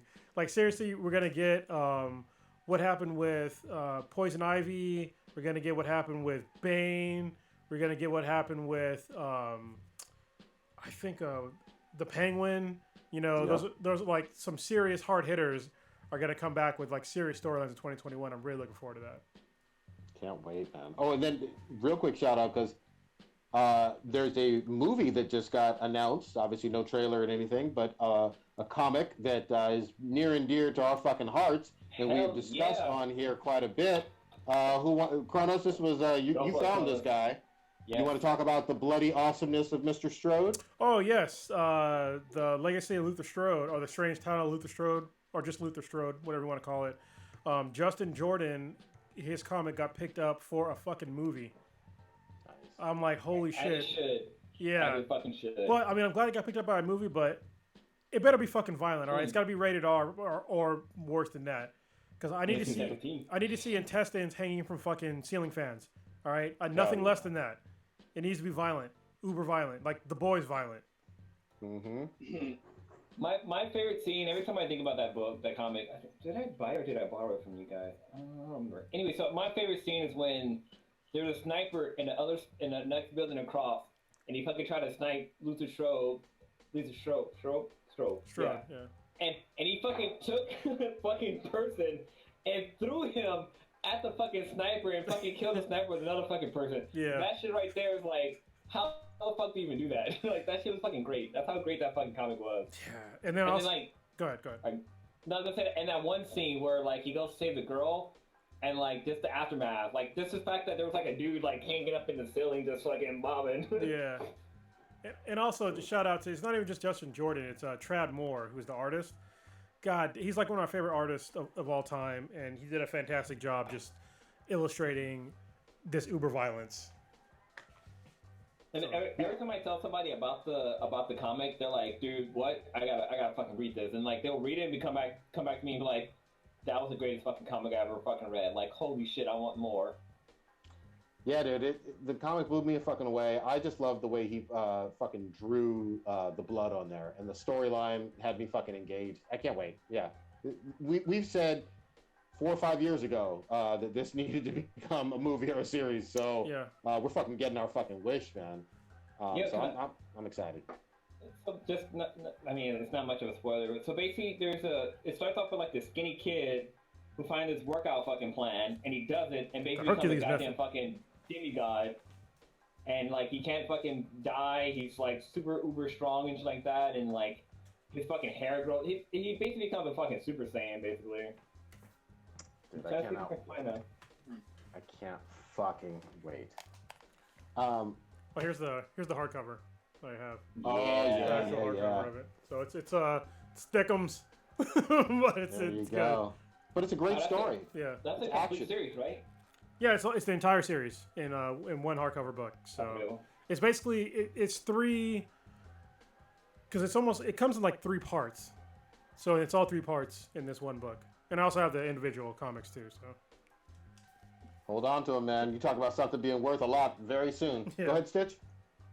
I was gonna say we've had such good positivity. Or can we switch into angry black man mode for Oh yeah, real quick. Let's do it. Your boy Wheezy. He used to be Wheezy F baby. I'm not saying the F anymore.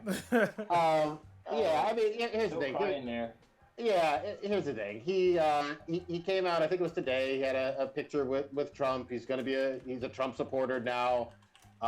He's gonna be voting for Trump.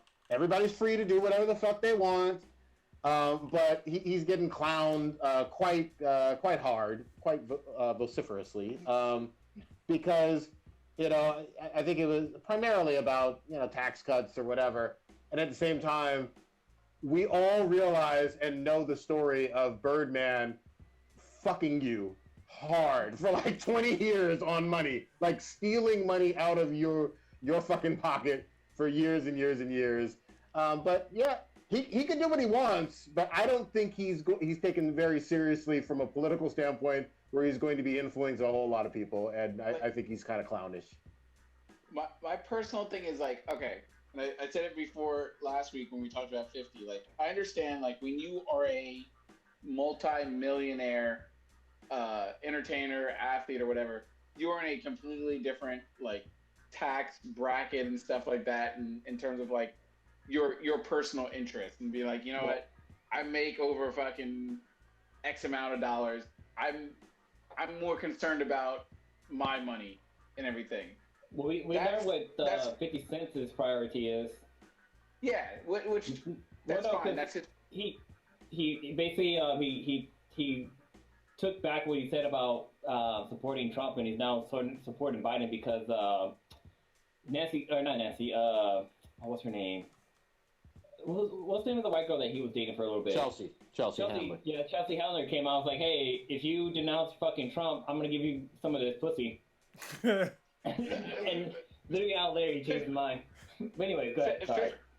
50 is an ultimate troll. Like, nothing we should hear out of 50's mouth is should be worth a damn in terms of like what we want to do with like real life stuff or whatever. 50's been a troll for years or whatever, so whatever about 50. But yeah, these if Lil Wayne or 50 want to vote for whoever they want to because of like tax purposes and blah blah blah blah blah, their own personal interest, I understand that, and that's fine. But they got him on this fucking, we as black people need to fucking ride with this platinum plan, blah blah blah. I talked with Trump, you need to ride with me as I ride with him on this whole plan. I'm just like, come on, man, miss me with that shit.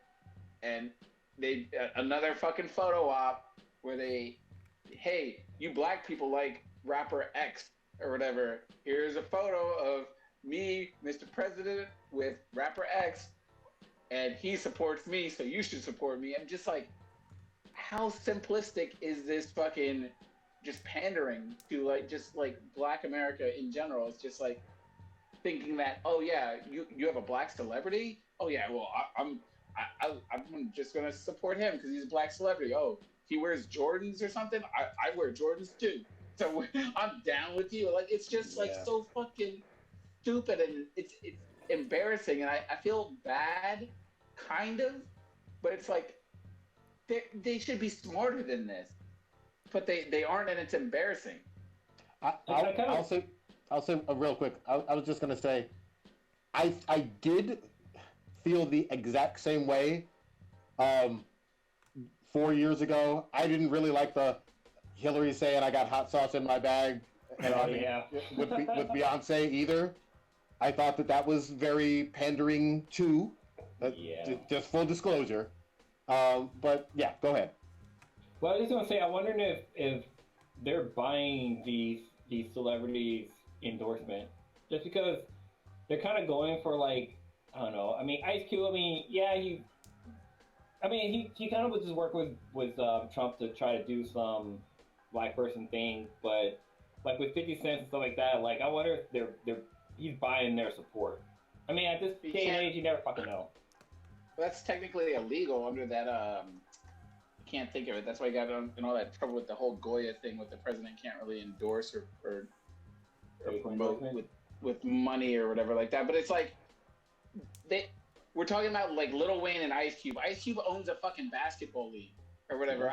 Ice Cube's not voting for. He's not voting for Trump though. So let's be clear. He never gave an endorsement for Trump, and he's not going to vote for Trump. Well, yeah. Well, I'm just saying in terms of like him, like, oh yeah, I'm going to take this quick paycheck from Trump. Like, Ice Cube's not hurting for money. Well, I don't think he's taking money at all. I think that the meeting happened or whatever, and he thought he was going to be on the platinum plan, or they would take his ideas. I think it stops at that. I don't think he took any money to endorse anything. You know, he made it pretty clear on multiple fucking phone calls, even though he put his foot in his mouth on some other shit. But yeah. Yeah, I mean, I was going to say he completely did a 180 on what he said about, the Democrats didn't want to meet with me, and then he was like, well, they did offer to meet with him, and he turned that down. Right? Yeah. He's done some 180ing. I don't know how to separate truth from fiction with some of these folks, but at the end of the day, a celebrity is someone who is a free citizen to do whatever they fucking want. But a celebrity does not always have a complete, robust platform, or a economic background, or a legal background, to fully vet all of the thoughts that are coming out of them. And that can happen for anybody. It can happen for Britney Spears. It can happen for Busta Rhymes. It could happen for Two Live Crew. Yeah, George Clooney. I mean, it works both ways. It's not like we're just shitting on people that are oh my god, I'm pro Trump or whatever. It's just like, at least me personally, if you're a celebrity and you're saying I'm voting for person X or Y, okay, thumbs up for you, good for you. That's not going to influence my decision on what it is that I need to do to factor in my own personal interests in my house or whatever. Yeah. If you're George Clooney, the Dixie Chicks, or whoever, I mean, the list goes on in terms of celebrities that have endorsed both sides of it. It's just a little push pin note. Okay, cool for you. That's fine. I don't care. I'm going to vote for and make my own intelligent decision on it. But let's be really, really clear, though, on one thing, though, too. I mean, if you know the history with NWA, Ice Cube gave the nuclear fucking F-bomb of No Vaseline. If you haven't fucking heard No Vaseline and you're at least over the age of 15, 16, go listen to No Vaseline and get in the context. I think that was on Predator or maybe Death Certificate. I can't remember. It's been a few years now. I think it's Death Certificate. Death Certificate, okay. I think. No Vaseline was him going off on Easy for meeting with the president. He has, some famous lines from that. Obviously, that was, in the 90s, and this is years and years later. But, Cube was very anti-meeting with anybody, younger Cube. So there is that I think is rightly so something you can bring up and saying, okay, 25 years have passed, and look at the difference and change with you making one of the best diss records of all time, going at Eazy-E for doing the same thing that you're doing in 2020. Yeah, so let me be clear here. What the Trump administration keeps trying to tout is this fucking stupid ass platinum plan. All right, that's what he's catching like a lot of these, wealthy black celebrities with is this platinum plan. Okay, so first of all, where the fuck is the platinum plan? What's in the platinum plan? Nope.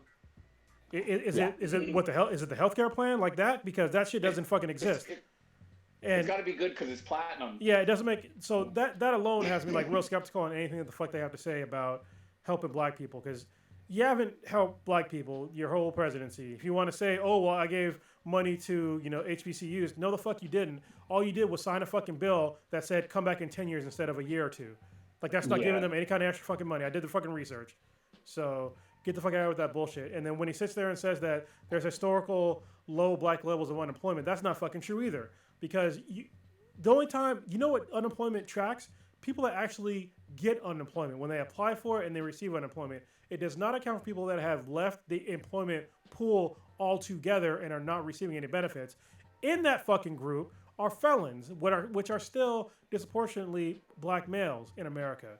All right, so they cannot pull unemployment, therefore they will never be counted as unemployed, and that's millions of fucking people. And just to kind of piggyback off that too, so unemployment is only good for 6 months. So if you're still unemployed past that 6 months, you're not getting unemployment benefits anymore, unless you get like an extension, but it's like rare. Yeah, okay. so once they keep saying that black people have been doing so good in America under his presidency, it's fucking total bullshit. And if you're black, you fucking know it's bullshit. Has your life gotten drastically better since he's been president? Of course not. And for unemployment, you can show what the average or American unemployment rate is, and this year it's gone up to 10, 11, 12%, up to 14% actually. It's usually almost double for the black community. So just take that into account. Go ahead.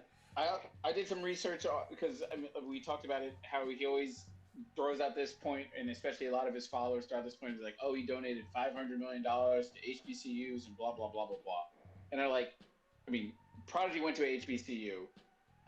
Your mom went to HBCU. I doubt he could name 15 HBCU. And so I looked it up and I was like, well, how many historically HBCUs there are? And I think it's like 107.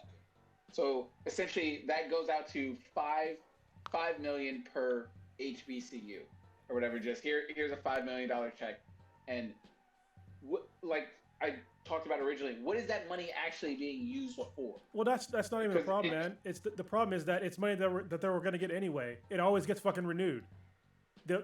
If you look at it, what he said was that they kept asking for it multiple times, like every couple of years. I just said, here, I'll just renew it for 10 years. Like, it's the same funding. It's just they don't have to come back. Like, he didn't do anything that fucking special. He basically set him up for a direct deposit. Yeah, it's like, oh, congratulations, I guess. I mean, like, yeah, I mean, and don't get me wrong. I'm kind of being cynical here because, yeah, you shouldn't have to come back every couple of years or whatever. But still, it's like him saying that he wrote, you know, he gave them funding that didn't previously exist and that they weren't getting before. They already had the funding the previous year and the previous years before that. It's just, he just said, don't come back for 10 years. Like, okay, but he didn't get my money all at once. It's a talking point or whatever for when people just try to be like, oh, I can't be racist because look what I did. I've signed this check and I've given it to black people. Look at these fine Negroes. I said it before. I was like, yeah, he's just like, here's this hush money to just shut up about me so-called being racist or whatever. I can pull this so-called receipt out of my back pocket. I'm just like, yo, you need to check that receipt and see what actually it went for and what it is. But a lot of people that try to tout or make this counter argument that, oh, he can't be racist, he can't be touting for the Proud Boys and blah blah blah because he donated all this money. It's like, you are just reading a fucking headline and not understanding what it is that he actually did or he's claiming that he did. Yeah.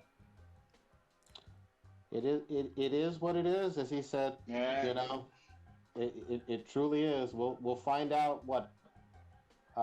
It may not be Tuesday night that we find out, but we'll find something. We'll find some information out on Tuesday. This time next week, it's gonna be a different world. Yeah, this time next week, it's gonna be crazy. Like I think this might be the first time, or at least in my lifetime, where I've seen a presidential election not get announced the day of the election. And I think this probably would be like a week out before we find out, because I think. Nope. What do you mean? No, the 2000 Gore. Bush versus Gore. 2000. Yeah. 2000. What are you talking about? Oh, yeah. Like, I mean, didn't in terms of results. I thought didn't Gore like I guess didn't, or what is it called? I don't think he conceded that day. Yeah, he didn't concede that day. Oh, okay, I thought he did. No. Okay, because I remember we waited forever for fucking Florida to cast their. That got decided by the Supreme Court. What was going on in Florida? Oh shit! Yeah, that's right. I forgot about that. Yeah, which I mean that whole thing got pushed through. So blah blah blah. She's now in the Supreme Court. And hold on tight if you're a woman. That's basically what you were talking about last week, Stitch, with the homegirl who's coming into the Supreme Court, because basically, because I think even during the presidential debate, they're like, hey, if such and such comes into your party, like, is she gonna owe you any kind of favors? And Trump was like, no, she's just coming to the role, she's gonna do her job, and if she wants to vote for me for something, I mean, that's her own fucking right. Like that motherfucker literally said, like, big bitch owes me one. You gotta be stupid to fucking think that shit. It's just like, yo, if you were getting like the greatest job, like if you were just like somewhere on the job for 2 years or whatever, I mean, yeah, let's just say Blue, the CEO of Google was like, yo, Blue, I kind of want you to work for me. I know you only been doing your shit for like 2 years or whatever, but I think you'd be a great job for the CEO of fucking Google or whatever. Just be my fucking right hand man or whatever. Yeah. But you're not even a manager. You know, you're just like a fucking a box worker or some shit, like a warehouse worker or some shit. You know. Yep. Yeah. But, dude, you keep the K-Cons. You keep the Keurig here stocked so good, I think you should be fucking my right-hand man in my fucking house in fucking Google or whatever. So, but yeah, this conversation is just between me and you. So when that crooked media comes asking you questions, you know what to say, right? Yes, sir, boss man. Yes, sir. I understand. And to be clear, I don't give a fuck that she's a woman. Okay, it actually, honestly, she's fucking broken the glass ceiling on being an asshole in the good old boys club at this point, as far as I'm concerned. Because what they did was some good old boy shit. All right, because this chick literally was a fucking teacher for like 15 fucking years, hasn't tried a case, hasn't done any fucking kind of appeals. She was only she got appointed to the 7th Circuit of Appeals by President Trump like fucking literally 3 years ago, and all of a sudden she's the fucking highest person in the land for courts? Are you fucking serious? How the fuck does this work? Like, She sucked some dick. Well, I won't go that far. But you know what strikes me? What was it? 3-4 weeks ago we talked about RBG, and when you look at her life, she was the most fucking badass Harvard fucking female lawyer with her arguments and her career as you could possibly be. Like, you talk about, and they had serious ceilings even for women being in law school at Harvard. They were just like, what are you doing here? Why aren't you? Is your husband allowing you to be here? And she was like, I'm the smartest fucking person in the room. And she proved it for decades before being promoted to the Supreme Court. Yeah. There's no argument that Ruth Bader Ginsburg wasn't this brilliant woman that was well qualified to be on there. I don't know about your girl Amy. Well, let's make it just in terms of qualifications. We can make it even more clear. Ruth Bader Ginsburg had cases in the Supreme Court that she fucking won before she was on the Supreme Court. This other whatever the fuck her name is hasn't even fucking gone to trial. Like, what the fuck? How does that work? You know what it's gonna be like? It's gonna be like that My Cousin Vinny fucking movie. Yeah. You know? It's like Pause attraction. The Pontiac Tempest, pause attraction. How long did you cook those grits? My Cousin Vinny is one of the greatest movies of all time. Top 5 greatest movies of all time. Marissa. Yes. Marissa Tomei being in her sexy prime. She's still pretty hot. So fucking good. Oh man, there's gonna be some hilariousness, definitely fucking happening. But we're not in control of shit. We're gonna see what goes down fucking next week. But I swear to fucking God, man, it feels like everybody's on pins and needles right now. I got my groceries. I'm hunkering down. I'm not leaving my house. I took election day and the day fucking after off. I'm not looking at emails. I'm not doing shit. Maybe some memes and some fucking Call of Duty or some goddamn Ghost. But yeah, I don't know what to expect next week. I got some deliveries for y'all just for election day. So I gotta drop some shit off to y'all for election day. Okay. Yeah. No shit. All right. Should we wrap it on up, guys? Oh yeah, you got a hard limit. Yeah, let's do that. Yeah. My bad, man. Carlos, quick question for the Ghost of Gods. Is it Ghost Gods? It's on Netflix, right? Oh, you're talking about the blood of Zeus? What is it? Yeah. The Greek one. Is it weekly or is it? No, they're doing it Netflix style. Does it? Yeah, Netflix don't give a fuck. They drop it all at once. You can binge it. Oh, Cake Man already watched it all. Yeah. Okay. All right, Stitch, what you got popping this week before the apocalypse? It just started just chilling. Gonna try to grind through Spider-Man on this ultimate difficulty. I kind of feel shitty because I'm just like main mission. Like I'm not doing any side tracks, getting in side missions, getting any of the backpacks or anything. Just mission, changing my suit, and just enjoying like the artwork. And the TV that Kronos promoted is fucking great. Like it's hilarious. It's better than reality. It's hilarious to me, and the trippiest thing about it though is like because I had a Samsung 3D TV, and this was the remote for it or whatever. It's got all these fucking buttons and crazy shit. I mean, it's what I expected. And then this new Roku TV is this. Yeah. There's I think 18 possible buttons I could possibly push, including volume up and volume down. I'm just like, where's the other remote or whatever? But I don't need it. I was wasting my time with this big ass hunky dory fucking thing, and I don't need all that shit. TV is fucking great. I'm just looking forward to my eyes bleeding out when the PS5 arrives. I ordered the cables through Monoprice, so those should be arriving like any day now. So just enjoying TV and being home or whatever. I mean, it's always good to treat yourself. I mean, with the PlayStation 5 or whatever it is, just to keep your mental sanity. So I'm looking forward to that when it arrives. And I mean, just sort of enjoy yourself. Stay safe out there. Kronos, what you got? I'm gonna be drinking a lot probably next week. I mean, the election night's gonna be fucking insane. Yeah, I mean, go ahead. No, I was gonna ask Stitch is that if you have on his 4K TV, he should watch Into the Spider-Verse because that shit's so much doper in 4K. Yeah. Well, Kronos was telling me about like some of the 4K stuff on like YouTube, so it's just like that shit's amazing. I feel like such an elitist pig because I'm just like, is this 4K? Oh, no. Back.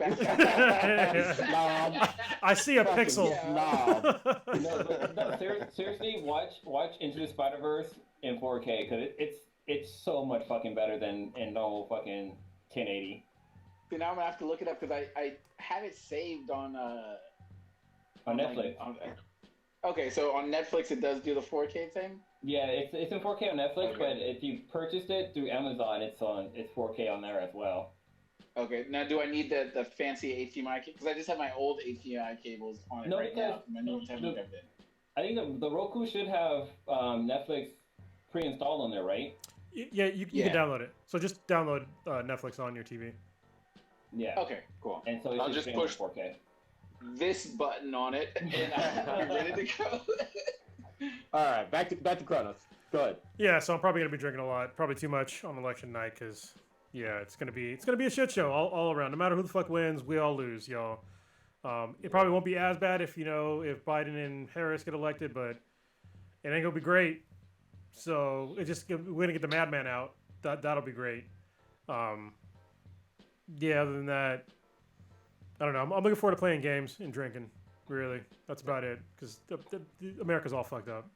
So, welcome to the pre-apocalypse, y'all. This is the last podcast before potentially the end of the world as we know it, or at least America. Mm-hmm. So, there you go. Well, and happy birthday to your eldest. Thank you. Well, 18. Blue, what you got?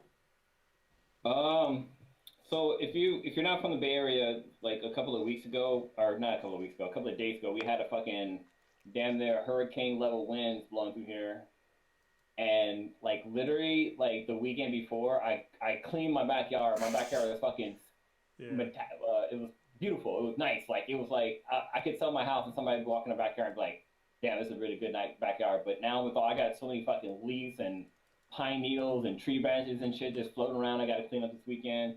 But I can't talk about what I'm doing this weekend, but it involves some of the cast members going on a little on a hike, like kind of small little get together. Yeah, that happened this weekend.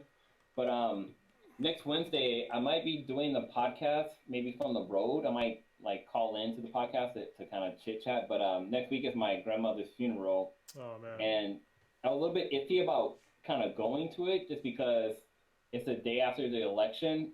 And like, the world might be a fucking shit show for a little bit, but I gotta go and pay my respect to my grandmother because she was a super nice lady. She was super accepting when that side of the family found out about me. So, I'm definitely doing that next week. But tomorrow I'm gonna go pick up the Batman. It's Batman Beyond comic number 48. I'm gonna go pick that up tomorrow so I can kind of start reading through that and kind of get caught up on my Batman comics, but other than that, just trying to stay alive and stay corona free.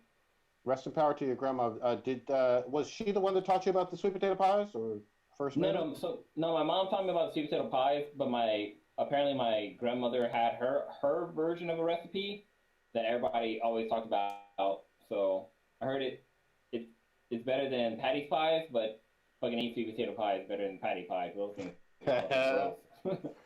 There you go. I am going to be definitely catching up on all these comics, playing some Ghost. I'm going to try to get on there with Kronos, still doing some Call of Duty for sure. And I am counting down the goddamn days. I know I've mentioned it at the beginning of this year until we get that Blu-ray for Interspecies Reviewers, goddammit. Don't think I forgot. This is going to win Anime of the Year. Don't let me down, goddammit. Anyway, really and truly, I'm just also going to give a quick shout out. Everybody who's in line, some of these lines are fucking hours long to fucking vote or drop off their ballots and shit. Shout out to all those folks. Literally some people, obviously hundreds of people died, thousands of people died for you to have that right. I salute everybody doing that shit. Don't give up. Don't get discouraged because voter suppression is fucking bullshit and un-American. So get out kind of there. speaking on that, check out on Netflix. They have a thing called oh god, I think it's like The More You Know, or if there's something on Netflix. It's a small little documentary, and they kind of talk about like different subjects. And one of them they talk about like voting and like voting suppression and how it was back in like in the 60s, like how they had voting suppression against black people and like black folks last weren't month? able. Yeah. Basically. It feels like it was that way, but like black folks were suppressed from voting. Like if you weren't voting like a certain way, they wasn't gonna allow you to vote. And it's like, fuck, man, like this is some twisted ass shit. I can't even talk shit about the former slave states or whatever. Look, there was something here in California where they were putting up fake drop boxes, a few weeks ago, and it was it's all fucking foul, man. Let people do it. Let people exercise their right, man. It's fucking. And then we also got like people like it. fucking setting some of these voting boxes on fire. It's like there's gonna be madness next week. Just everybody stock up on your Costco supplies. That's it. Who's gonna take us out? Stitch, take us out. You've just been listening to the dopest podcast in the fucking galaxy, Black and Black times Infinity. Infinity. You can catch us on wherever you listen to your podcast. We're obviously on YouTube, Stitcher, Player FM. We're on Spotify. Wherever, yeah. Use your Google machine.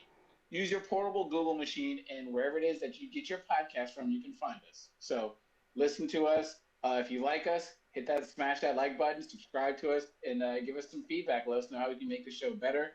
Because we take all that in, and you can reach us on Instagram or on Twitch, not Snapchat, but Facebook, and if you want to hear us talk about something, just let us know.